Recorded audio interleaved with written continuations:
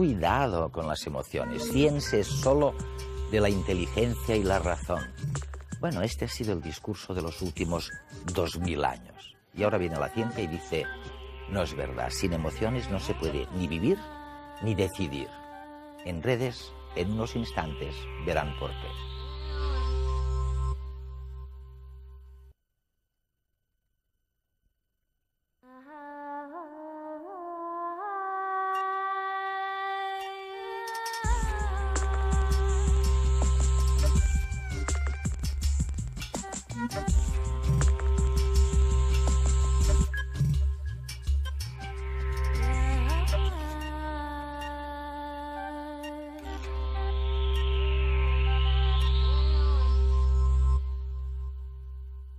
Había que prohibirlas, ni hablar de ellas. Lo importante era la lógica y la razón. Las imágenes de la felicidad, de las emociones, lo distorsionaban todo. Y ahora resulta que la ciencia nos dice exactamente lo contrario. Sin emociones no se puede sobrevivir. Las emociones están al comienzo y al final de cada proyecto. Es muy malo dejarse controlar por las emociones, pero es peor no tener emociones. ¿Es posible enfrentarse con tranquilidad a una bestia que está a punto de atacarnos? A menos que uno sea domador profesional, sentir miedo es inevitable y necesario. A lo largo de muchos siglos hemos creído que las emociones eran obstáculos. Filósofos clásicos e investigadores académicos popularizaron la idea de que las emociones son inútiles o que entorpecen nuestra vida y nos impiden ser racionales. Hoy sabemos que este punto de vista es erróneo. Somos seres emocionales, incluso mucho antes de que el Homo fuese sapiens. Las emociones existen hace millones de años simplemente porque han resultado útiles para la supervivencia. Vivir sin ellas es una sentencia de muerte y la ciencia lo comprende cada vez mejor. Experimentamos emociones cuando sentimos que algo importante nos está sucediendo o puede suceder. Gracias a la reacción emocional, nuestro cuerpo y nuestra mente se preparan automática e involuntariamente para responder a esta situación de la mejor manera posible. El miedo, por ejemplo, tonifica nuestros músculos para correr con más fuerza y enfoca nuestra mente solo hacia la fuente del peligro o hacia las posibles vías de escape, excluyendo todo lo demás. La alegría ante un hecho positivo nos condiciona a intentar repetir esa situación favorable en el futuro. Y la repugnancia nos impide comer alimentos en putrefacción por más que estemos famélicos, evitando así una infección. Las emociones afectan nuestra manera de ver y pensar el mundo. ¿Pero lo hacen negativamente? Está demostrado que las emociones influyen en la atención, en la memoria y en el razonamiento lógico. Veamos cómo. Suele decirse que las emociones nos distraen. Sin embargo, su efecto es justo el contrario. Las emociones nos apartan de un pensamiento determinado solo para hacernos prestar atención a otro que emerge como más importante. Nuestro cerebro no está hecho para recordar el 100% de lo que se le presenta. En este caso, las emociones intervienen en la memoria como un criterio excelente para determinar qué datos recordar. Creemos que las emociones son perjudiciales a la hora de tomar decisiones. Sin embargo, algunas decisiones podrían tornarse en disquisiciones eternas. En estos casos, resulta más eficaz que intervengan las emociones para poder ser expeditivos.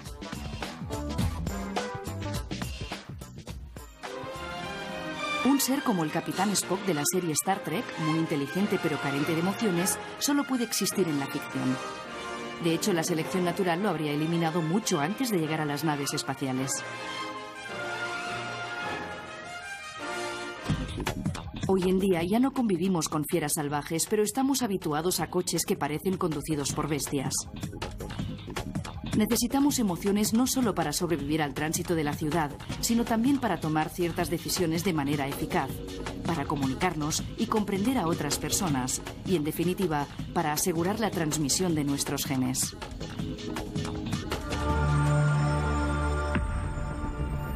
Después de 30 años investigando la universalidad de las emociones básicas, Paul Ekman es una de las personas que más sabe del mundo acerca de cómo expresamos nuestros sentimientos.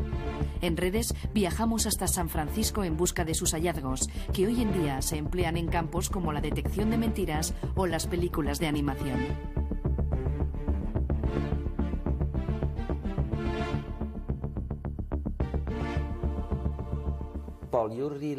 Paul, realmente eres un pionero. Hace 30 años a nadie le importaban las emociones y todavía menos las expresiones faciales de las emociones. Seguramente nadie se había ocupado desde Darwin y William James. Y tú llevas trabajando en esto 30 años. En realidad, 40 años. 40 años. El primer artículo que escribí fue en 1957. Dios mío, esto es mucho tiempo. Casi 50 años. Y realmente, lo que la gente siempre recordará es que en contra de lo que casi todo el mundo pensaba, tú sostenías que las expresiones faciales, la sorpresa, la ira, el asco... Eres bueno. Debería fotografiarte. Bueno, tú dices que son universales estas caras. Sí, empezamos pensando que no lo eran. Yo estudié a finales de los 40 y principios de los 50, cuando todo el mundo estaba muy influenciado por el punto de vista de Margaret Mead sobre el impacto cultural. Lo importante del comportamiento social era producto de la cultura, y era una visión de la naturaleza muy poco probable. Éramos como una tabula rasa, e incluso se creía que había culturas que no tenían ninguna emoción. Las expresiones no existían porque eran un invento cultural, y yo también creía en esto. Y no acababa de creérmelo. Pero como me había educado en este sistema, pensaba que tenía que ser lo correcto. Pero conseguí que me financiaran un proyecto en el que tenía que investigar si las expresiones y los gestos eran universales o específicos de una cultura. Yo empecé pensando que demostraría lo que decía Margaret Mead, pero lo que encontré era justo lo contrario. De manera que soy un científico cuyos descubrimientos han cambiado mi forma de pensar. Pero resulta que son innatos y que ocurren en todas partes. Está claro que no podemos estudiar todas las culturas. Estudiamos 21 culturas que eran literarias y 2 culturas que no habían estado nunca en contacto con el mundo exterior. Creo que esto es suficiente para poder establecer generalizaciones, particularmente con las culturas aisladas visualmente preliterarias, ya que no podían haber aprendido por medio de contactos con otras culturas. Y nunca habían visto fotografías, revistas, periódicos, televisión o películas. O sea que cuando se está allí se pregunta, ¿qué cara pondrías si te dijeran que se ha muerto tu hijo? Y ponen la misma cara que en cualquier otra cultura, es completamente convincente. ¿Y qué me dices de los gestos simbólicos? Darwin también tenía razón, ya que se aplica a la cultura.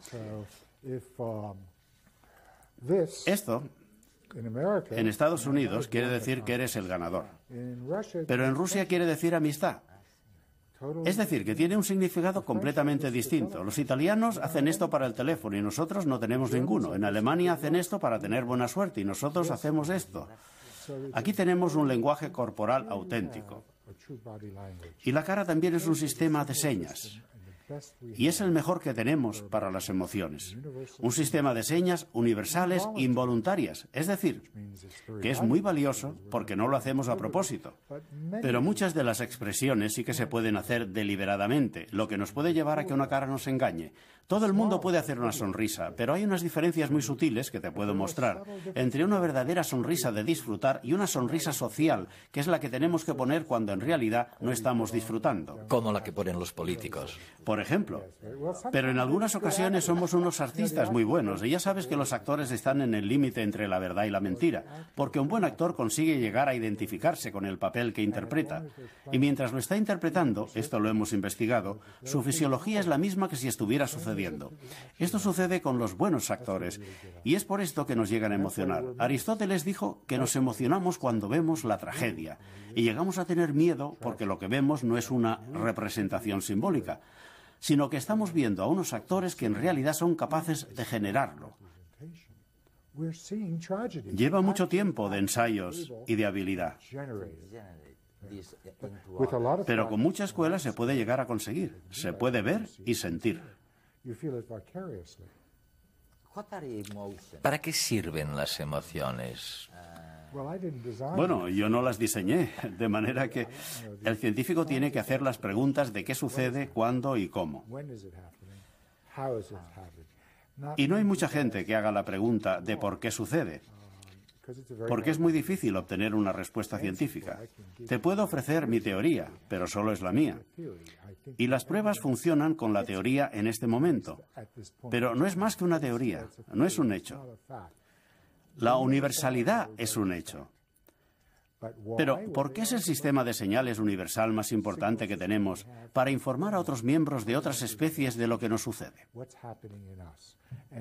Me imagino que durante el curso de la evolución era útil para las personas, porque podía informar a los que me rodeaban de cuando estaba enfadado para que se alejaran. Y también por mi cara de miedo cuando había algún peligro, un predador. Cuando me lo paso bien, quería decir que quiero más. Y cuando lo estoy pasando mal, quiero que me ayuden. Incluso ahora que en el siglo XXI tenemos unas vidas más individuales y pensamos que quizá es mejor no saber cómo se siente todo el mundo. Durante toda la historia de la evolución ha sido justo lo contrario. Ha sido muy útil, ya que de otra manera no existiría. Pero es porque soy un darwinista y tengo que escribir la información que se espera de mí.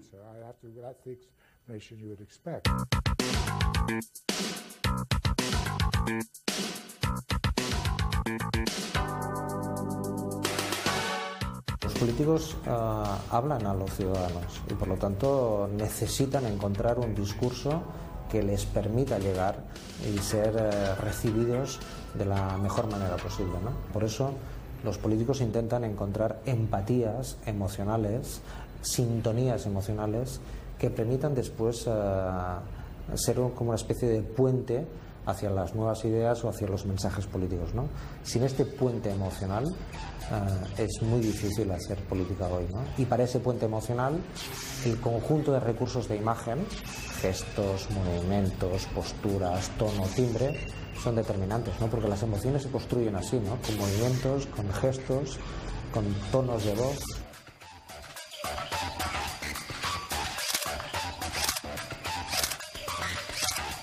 En esta escena histórica hay tres personajes, pero hay un gran dominador de la escena.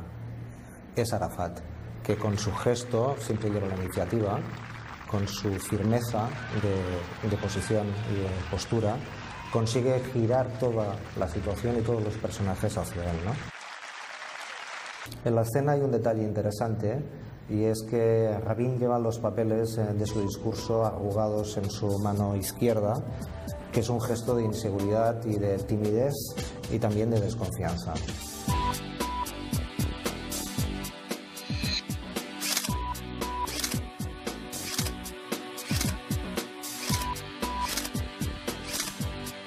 En esta escena, Franco se dispone a agradar a Hitler. Su actitud, su manera de dar las manos tan afectuosa, cruzando la una sobre la otra, es un gesto inhabitual para dos personas que no se conocen, pero en la que una quiere mostrar un grado de afecto y de familiaridad inexistentes. La actitud de Franco yo creo que sorprende a Hitler, que quizás esperaba un saludo marcial inicial, por eso lleva los guantes en la mano, y le obliga finalmente de manera improvisada a sacarse el guante de la mano derecha para poder de nuevo saludar a Franco con el contacto de las palmas de las manos, ¿no?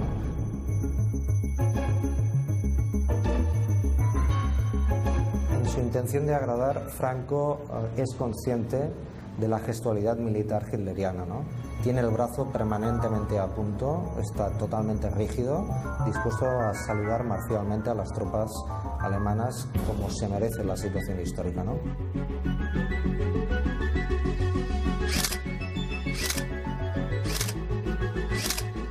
Hay un elemento en esta secuencia que es la distancia entre los cuerpos, es decir, la distancia que, por ejemplo, hay entre el presidente Barroso y Blair, y entre Blair y Bush, es mucho mayor que la que tienen, digamos, Bush y Aznar, ¿no?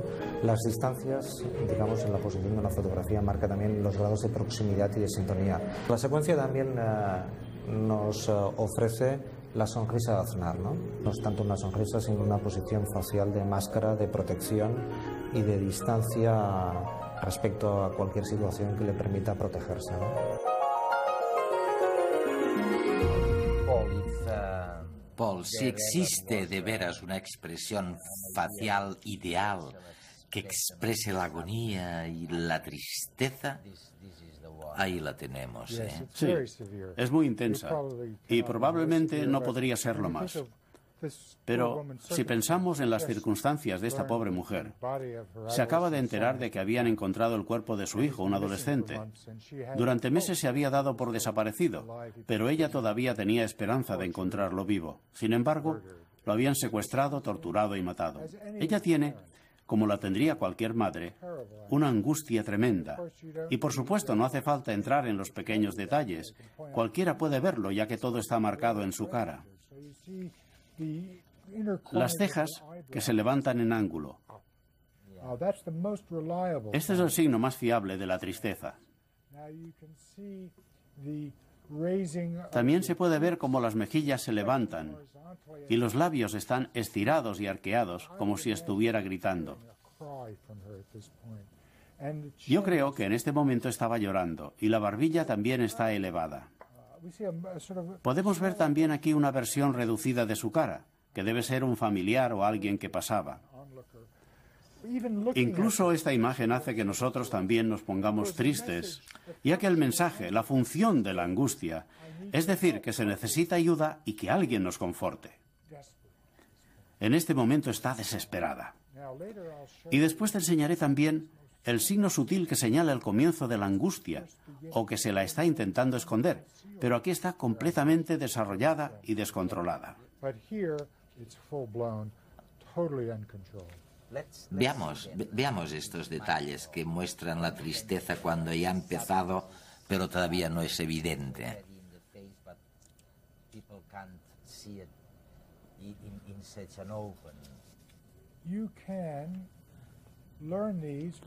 Lo podemos ver para cada emoción.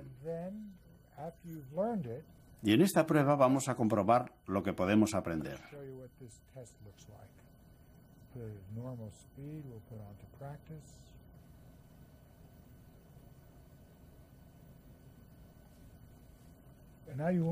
Ahora aparecerá una imagen, pero yo no sé cuál es.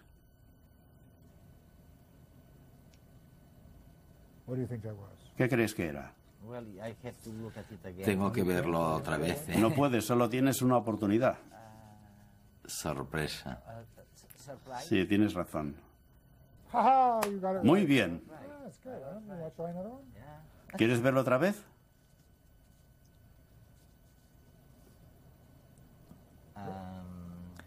Pues no sé. ¿Cómo lo llamarías eso? Asco. ¿Quieres verlo otra vez? Vamos a ver. ¿Sorpresa de nuevo? No. Ahora aparece la respuesta correcta, enfado, y la vuelve a mostrar. Cuando se hace esta prueba se puede ver cuando se ha acertado o no. Y después de haber hecho unos cuantos se pueden identificar en un momento. Esto es sorpresa. Aquí tenemos la sorpresa. Las cejas están elevadas, los ojos están elevados y muy abiertos, y está boquiabierta. Esta es una fotografía con mucho grano de un periódico. El fotógrafo no esperaba tomar la foto de una mujer cayéndose. Estaba haciendo acrobacias en lo alto de un edificio y él la estaba enfocando cuando ella perdió el equilibrio y se cayó. Obtuvo un premio de fotografía y, por cierto, ella sobrevivió a la caída.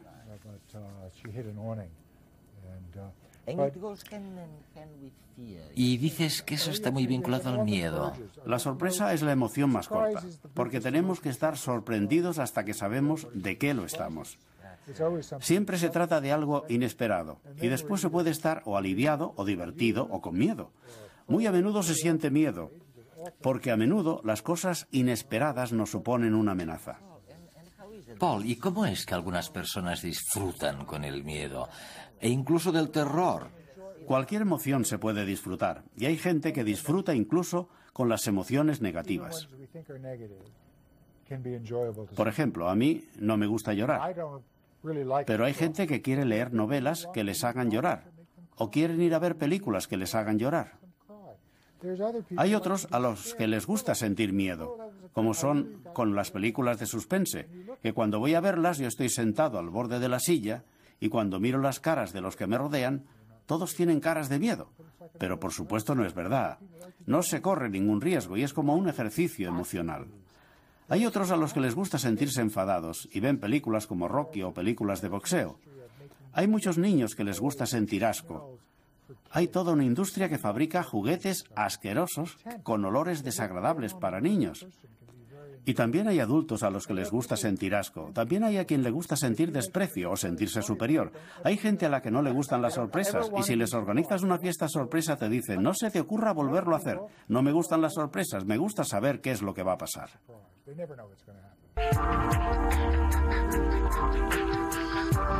Las emociones nos dominan. El legado genético que hemos heredado determina nuestras reacciones ante situaciones concretas. Son las emociones innatas. Sin embargo, a lo largo de nuestra vida también aprendemos a emocionarnos ante determinados estímulos y estos quedan grabados en nuestro cerebro. Es la memoria emocional, un resorte que se activará en situaciones concretas. Con cada estímulo que desencadena una emoción se crean nuevas conexiones entre un grupo de células en nuestro cerebro. Es una especie de asamblea celular que retiene el aprendizaje emocional. El conjunto de todas estas asambleas celulares forma la base de datos que contiene todo lo que nos emociona. Y aunque es fácil añadir datos, borrarlos es muy complicado. Por eso es tan difícil controlar totalmente nuestras emociones.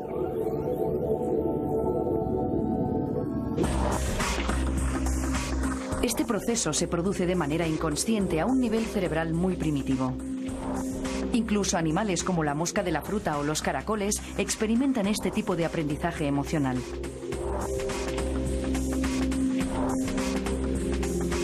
Pero solo si el organismo posee un cerebro suficientemente evolucionado será consciente de la emoción que está sintiendo. En otras palabras, en animales con un nivel de conciencia alto, como los humanos, las emociones y sentimientos son consecuencias conscientes de procesos inconscientes.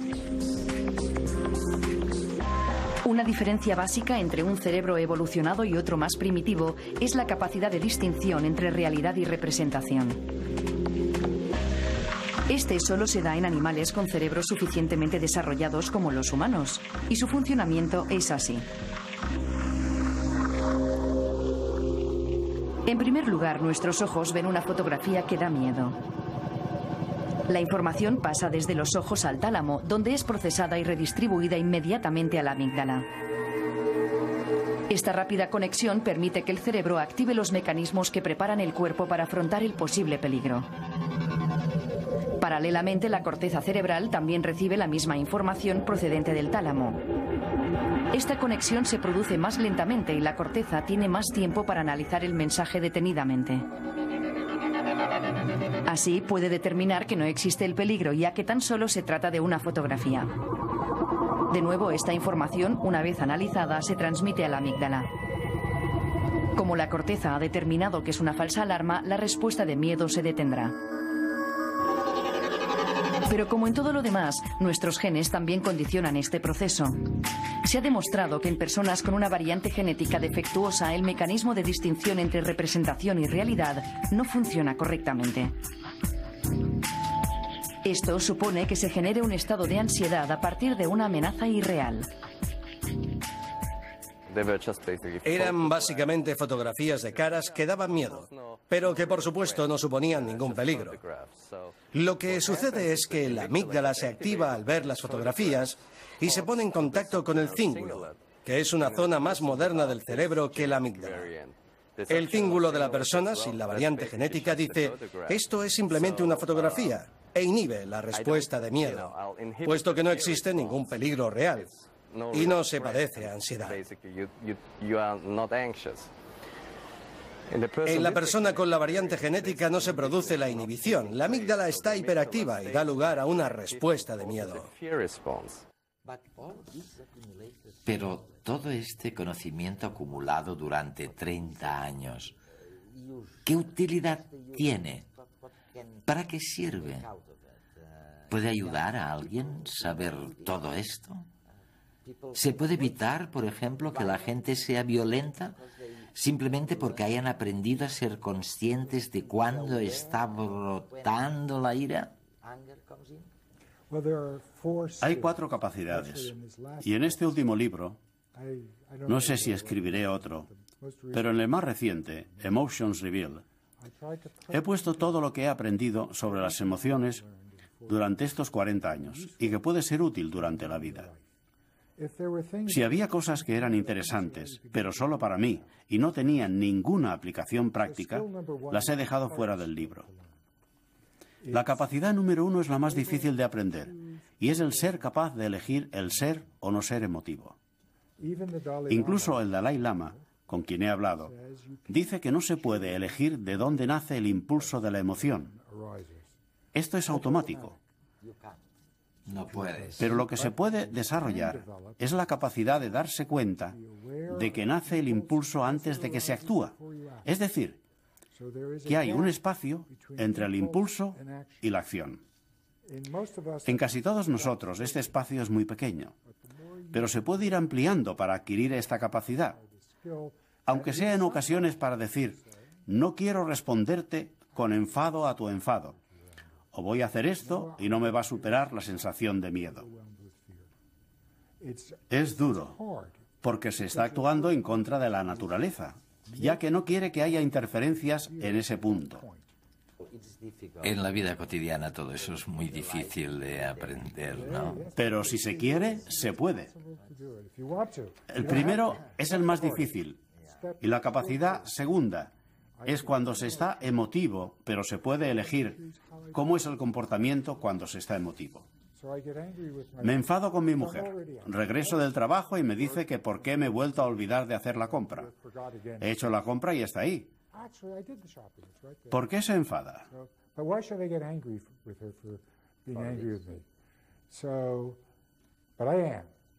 ¿Cómo voy a comportarme para expresar mi enfado de forma que maximice la utilidad del enfado para ella y para mí? ¿Se puede elegir esto? El impulso natural, desgraciadamente, cuando se está enfadado, es herir a la persona con la que se está enfadada.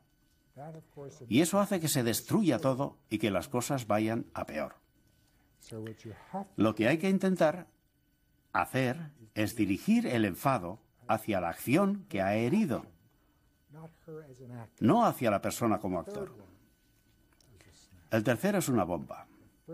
Los 2 primeros son duros y hay que trabajarlos de forma continuada, pero mejoran la vida. El tercero es aprender a ser más sensibles a las emociones de otros. Si tengo una emoción que es completamente visible en mi cara o en mi voz, no hace falta aprender a reconocerla. Pero a menudo las emociones se esconden o son tan sutiles que no se ven. Y yo tengo la herramienta, que ya hemos visto, que enseña a todo el mundo a reconocer esto y a saber automáticamente cómo se siente la otra persona, incluso si ellos no saben cómo se sienten. Es increíble. Una información que se puede ver en la micro... Eso es, en la microexpresión facial. Y luego está la última capacidad, a la que en la época en que escribí el libro no le di mucha importancia.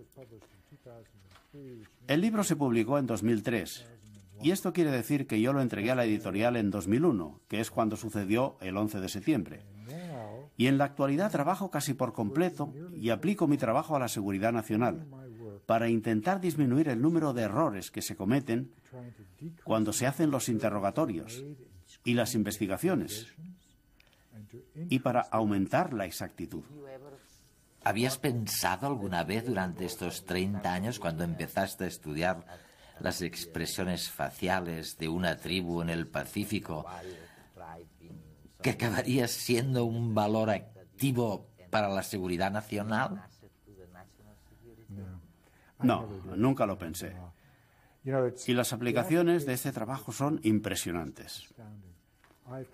He sido consultor de las 3 empresas más importantes de animación en este país: Disney, Pixar e Industrial Light and Magic. He formado actores y he rechazado la petición de algunos políticos para hacerlos más creíbles. Y mi trabajo se ha utilizado en un contexto médico para evaluar a pacientes que están en riesgo de sufrir enfermedades coronarias. Esto quiere decir que la cara, las emociones, se aplican en todas partes y en todo lo que importa. Y lo que he hecho es abrir y revelar cómo funciona.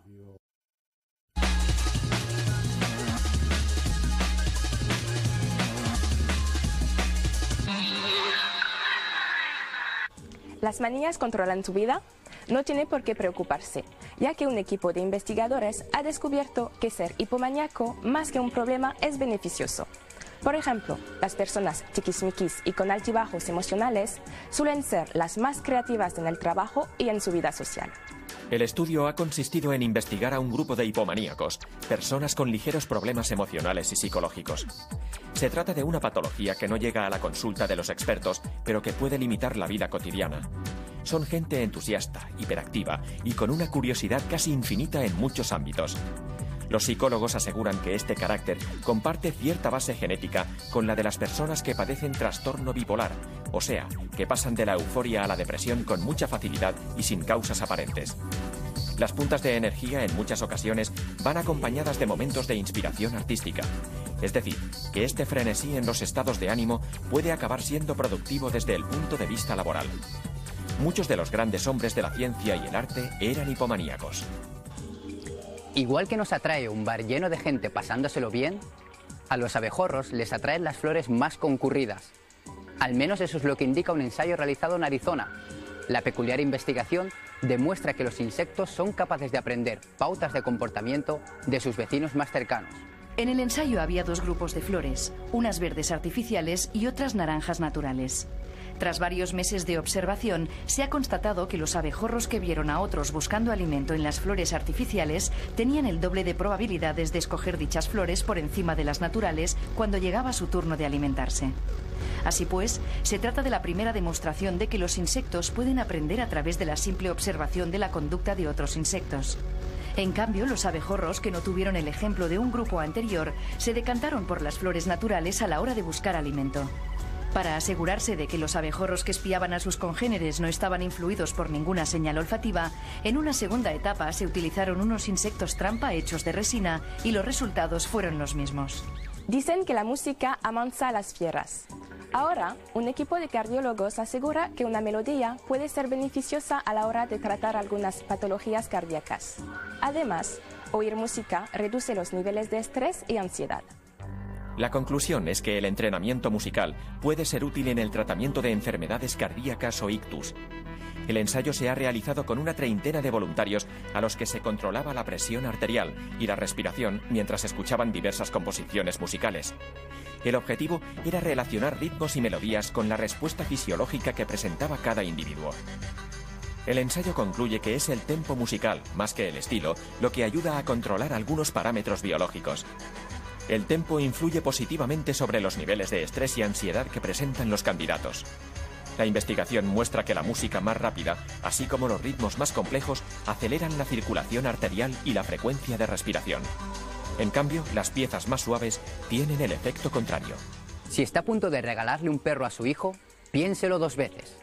Una conocida marca de videojuegos japonesa les propone la mascota ideal. Se trata de un perro que no se come los muebles, no mancha ni huele. Ahora ya no tendrá excusas para aumentar la familia con un animal de compañía virtual. La idea corre a cargo de la multinacional Nintendo, que ha decidido crear un programa de adiestramiento de mascotas. Se trata de lo último en simuladores de animales y es un paso más evolucionado y real que los tradicionales Tamagotchis. Es pues un juego de videoconsola en el que el jugador decide el grado de implicación que quiere tener con su mascota virtual. Nada más comenzar la partida, el jugador puede elegir la raza del animal y el nombre al que responderá desde el primer momento. Luego comienza el verdadero desafío, ya que se trata de demostrar la pericia a la hora de educar al cachorro. Las órdenes las cumple gracias a un sofisticado sistema de reconocimiento de voz. El juego funciona como cualquier mecanismo de videojuego. Gracias a un lápiz óptico, los jugadores pueden educar, jugar o acariciar a su mascota. Eso sí, si decides sacar al perro de paseo y el can no te hace caso, el juego te penaliza y deberás volver a empezar de cero, hasta que su educación sea exquisita.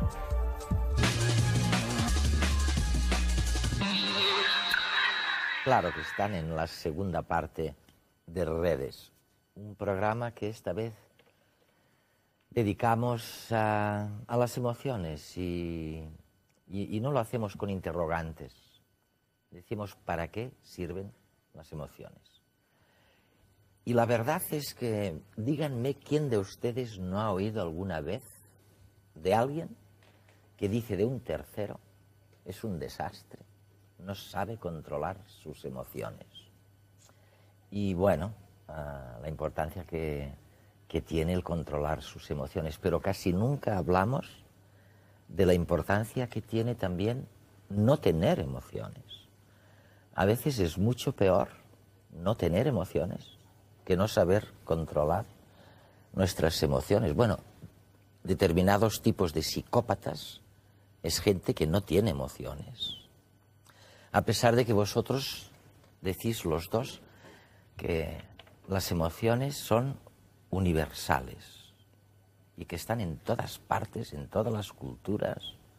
Serán 5, 6, 7, no sé, pero todo el mundo tiene las mismas emociones. Nace con un grupo de emociones que son congénitas. ¿Sí o no? Jaime.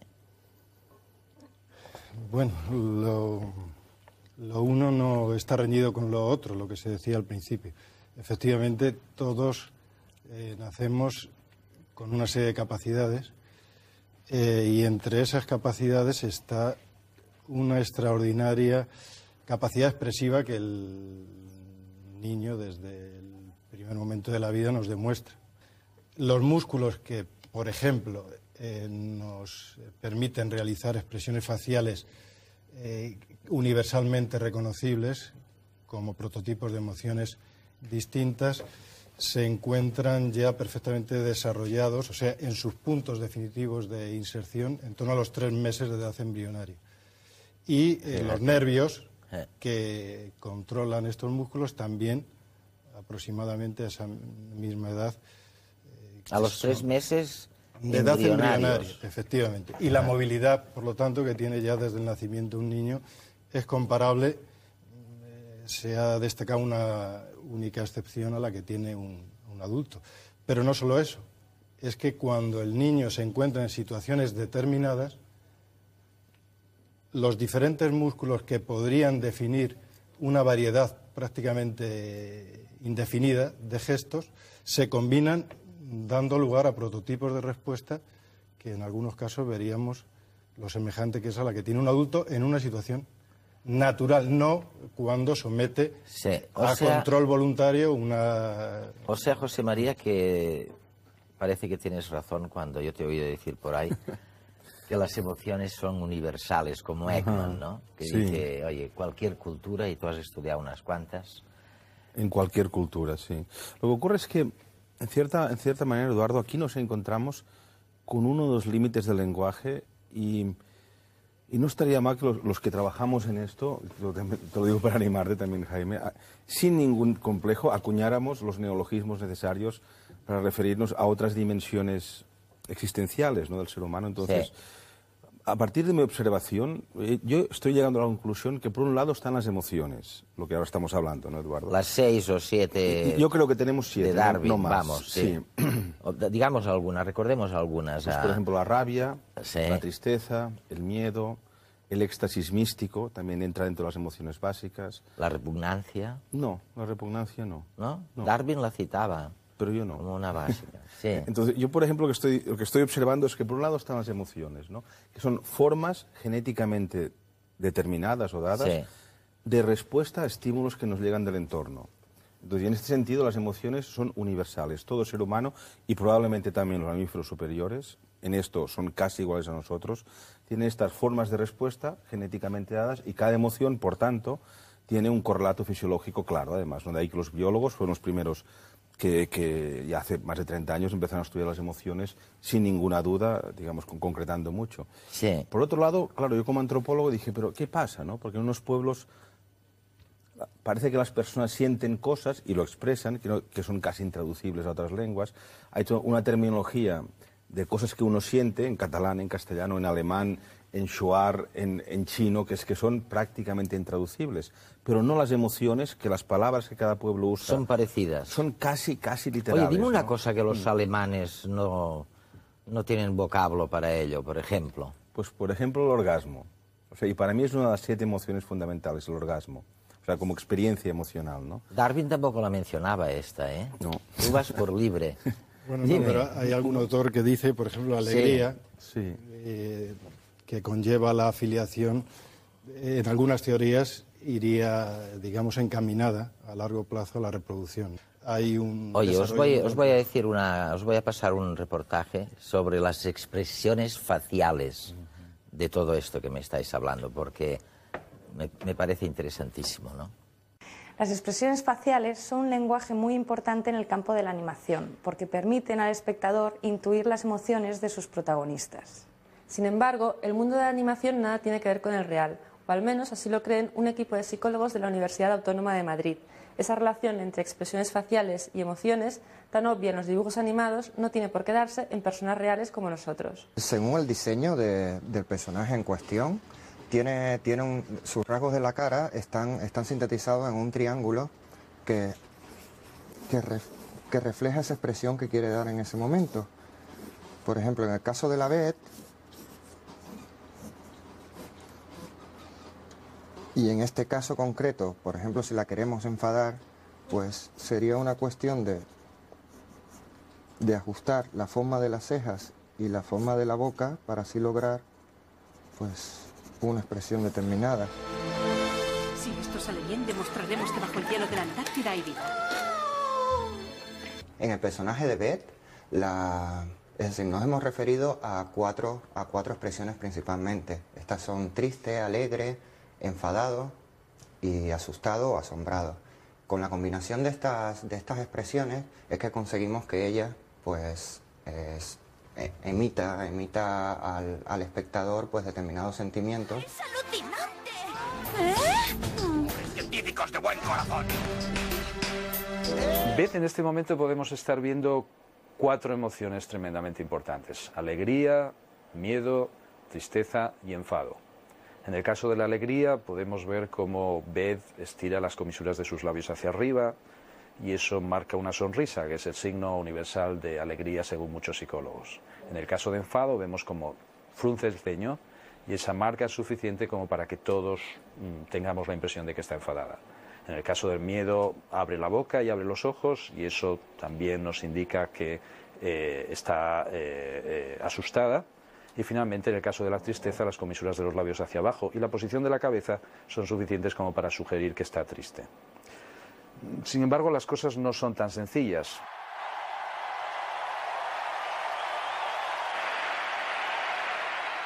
Este es un caso típico, es una atleta española, acaba de comprender que ha ganado una importante competición, ha logrado una medalla histórica. Su expresión es todavía ambigua, es una expresión que carece realmente de significado, hasta que en un momento determinado reconoce a alguien entre el público y es justo en ese momento cuando nos encontramos con la expresión de alegría que se considera prototípica y técnicamente correcta. Medalla de plata para Carolina Pascual. Su expresión no solamente está relacionada con la emoción que sin duda está sintiendo, sino con el reconocimiento social. Normalmente cuando un lego habla sobre los toreros o piensa sobre los toreros, se imagina que está sintiendo miedo. Pero sin embargo, en el mismo momento en el que están toreando, están en una situación de lo que técnicamente hablando hoy día en psicología se llama flujo. Flujo es una forma de felicidad. Su expresión en ese momento es la que podemos ver en la pantalla. Es una expresión en la que la boca hace una especie de trompeta y que se caracteriza por algo que realmente no hemos encontrado en ningún otro contexto, salvo en casos muy exóticos como por ejemplo la danza haka entre los maorís o los niños en determinadas situaciones muy precisas. Kill.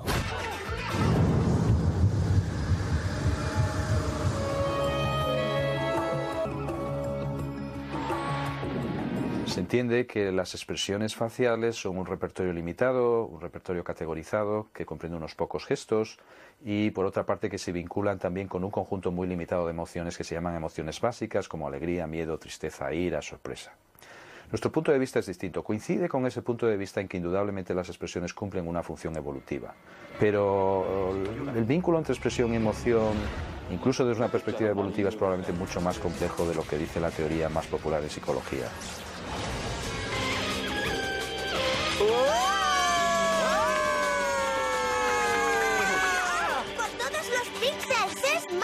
En último término, lo que nos estamos planteando es hasta qué punto realmente se puede explicar la expresión y la emoción de una forma simple, de una forma evidentemente muy gráfica y muy atractiva, que sirve, por ejemplo, para el diseño de personajes en los dibujos animados, pero que quizás no responde exactamente a lo que ocurre en los seres humanos. Genial. Oye, José María y Jaime, la gente dice la cara es el reflejo del alma. ¿Eso dicen? ¿O la mirada es el reflejo del alma? Pues toma la mirada, pero la expresión es un poco... ¿Es o no es? No sé, es que en mi opinión no es que la cara, como dices Eduardo, sea el reflejo del alma, sino que forma parte del alma. Y si uno está tenso y deprimido, pero consigue respirar profundo y sonreír un poco, generalmente se le pasa bastante el tono emocional negativo, conflictivo que estaba viviendo, ¿no? Entonces, es que no somos una cosa cartesiana, ¿no? O sea, somos una unidad. Entonces, a base, si uno está muy tenso siempre o muy enfadado, pues claro, se le acaban creando unas comisuras en los labios y un fruncido aquí en las cejas, que no es que represente, es que forma parte de su ser. Y al revés, ¿no? Y al revés. Algo que, por ejemplo, se enseña mucho en el Próximo Oriente cuando los niños se enfadan, es a que sonrían. Cuando se enfadan. Sí, o sea, que ganen ellos la batalla contra el enfado sonriendo. De las emociones o nadie hablaba o todo el mundo hablaba mal. Oh, no, eso sea en Occidente. En Oriente, no, de acuerdo. En Oriente hay una larguísima tradición milenaria de educación emocional. Fuera. Y los científicos, la comunidad científica, no os habíais metido en eso, pero hasta hace nada. Hasta hace 20 años, sí. Y hasta menos, ¿no? Entonces yo digo, oye, ahora resulta, me estáis descubriendo que las emociones son importantísimas. O sea que yo llego a ver que no hay ningún proyecto que llegue a buen término, que no tenga una emoción al comienzo. Y ahora estamos viendo que a la hora de decidir, al final del proyecto, tampoco sabes decidir si no es emocionalmente. Y que cuando la gente, el vecino, nos dice, no, es que lo he mesurado muy bien, lo he estudiado fantástico, he puesto los argumentos a favor y los argumentos en contra, y al final he tomado una decisión lógica, racional, de lo que me doy cuenta es que es mentira, que es una patraña. O sea que esta decisión al final tiene una componente emocional también, y si no, no hay decisión. Claro, de hecho, las personas creamos redes emocionales, yo hago lo de redes por el programa, sobre las cuales nos movemos, ¿no? Y uno trabaja y hace pactos con quien le es fraternalmente cercano o hacia quien tiene una simpatía profunda, y entonces lo otro funciona más fácilmente. Pero las redes sociales, en ese sentido yo discrepo mucho del marxismo, no tienen que ver con alcanzar medios de producción o situaciones sociales más favorables, sino las redes sociales se crean sobre las emociones. Oye, me dice Jaime, es que estoy recapitulando, que no se aprende lo de mentir. Sí se aprende. Se aprende. Sí, cómo no. O sea, el engaño se aprende como expresión. Precisamente, digamos, lo que hace la cultura es enseñarnos unas reglas, digamos, de expresión, de tal manera que uno aprende en cada contexto que es más adecuado expresar y naturalmente también aprende así a disociar un sentimiento de la propia expresión. O sea, aprendemos el engaño. Os voy a pasar un reportaje que habla un poquito de esto. ¿Qué expresa el cuerpo del otro? ¿Nos transmite la misma emoción con su rostro y con su cuerpo? ¿Somos capaces de detectar el engaño cuando observamos la expresión corporal? ¿Qué sucede en nuestro cerebro cuando nos engañan? Hasta ahora las emociones han sido estudiadas a partir de la expresión facial y de forma estática. Llegados a este punto, me gustaría saber la importancia de la información dinámica y por eso utilizo vídeos. Hay entonces un desarrollo en el tiempo y creo que es algo importante que debemos investigar. Quizás el cuerpo expresa informaciones diferentes de las del rostro, o incluso informaciones que pueden falsear el juicio del observador. Porque si fuéramos constantemente coherentes con lo que expresamos, seríamos demasiado previsibles. Y mostraríamos, por tanto, una cierta fragilidad.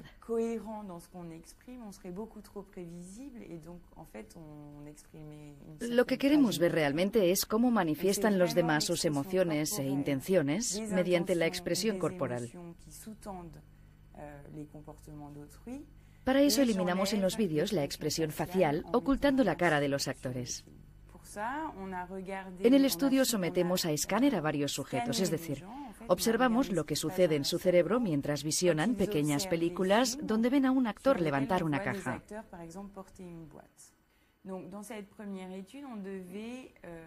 En este primer estudio tenemos que juzgar las expectativas del sujeto. Es como si yo le pidiera a usted no sé si este vaso está lleno o vacío. Puedo coger este vaso con naturalidad o puedo mostrar sorpresa y tener una cinética diferente de la normal porque estoy sorprendida. Los actores son a veces engañados en cuanto al peso de la caja que van a levantar y sus movimientos corporales muestran su sorpresa.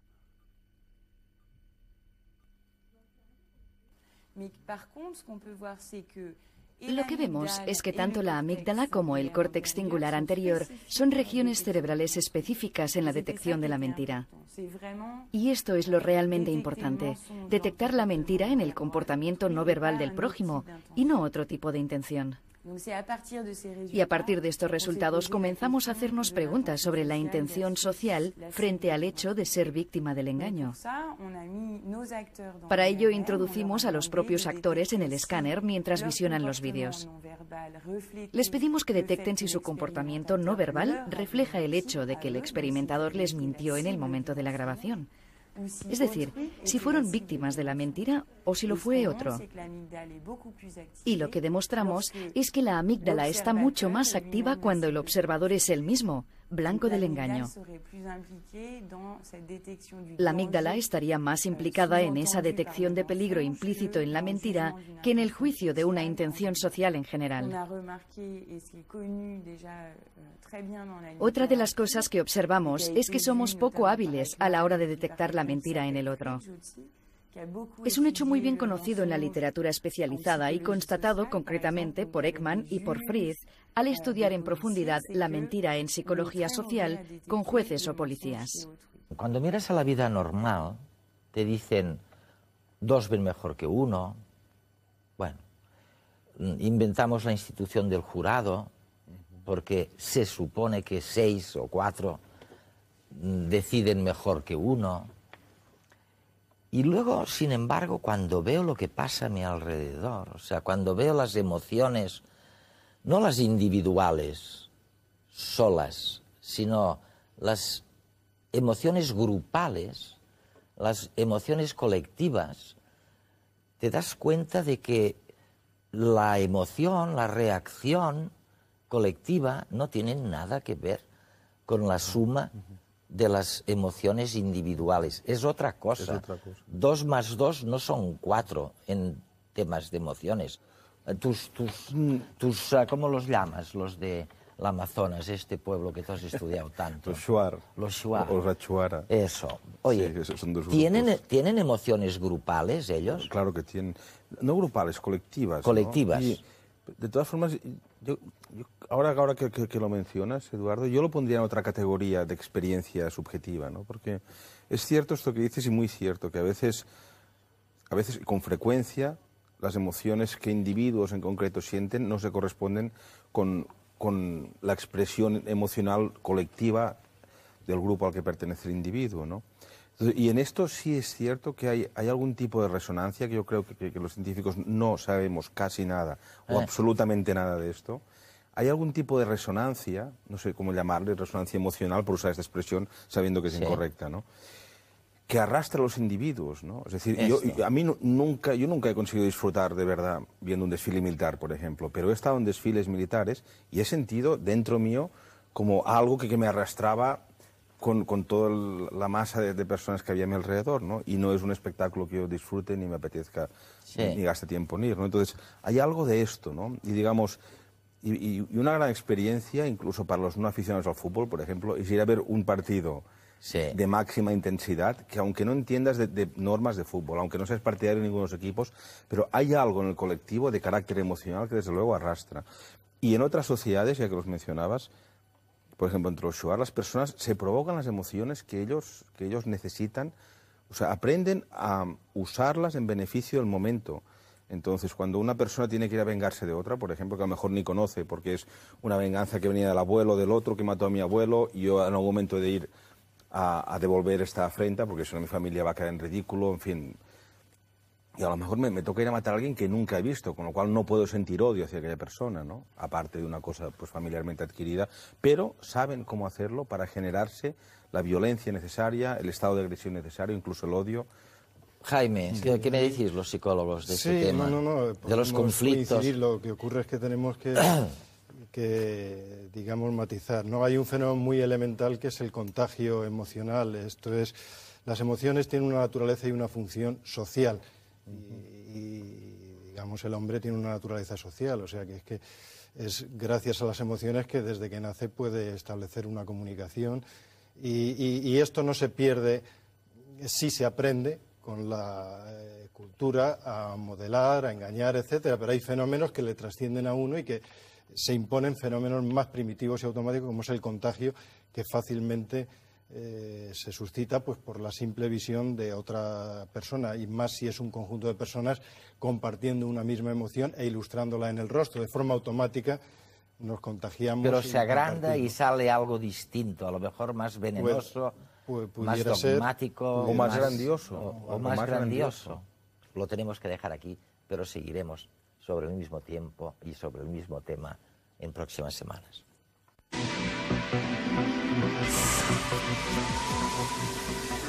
Esta temporada, el concurso La Cuestión de Redes os propone un viaje al futuro. ¿Te atreves a imaginar cómo será el mundo en el año 2105? Nanorobots que se replican, actualizaciones de nuestro software genético, cambio climático. ¿Cómo afectarán a nuestra vida cotidiana, a nuestra manera de relacionarnos? Puedes responder con un texto o con un formato audiovisual. Consulta las bases del concurso en nuestra página web. Atrévete a ser creativo sin olvidar el rigor. Nuestros horizontes se amplían exponencialmente. ¿Cómo te imaginas el mundo dentro de 100 años?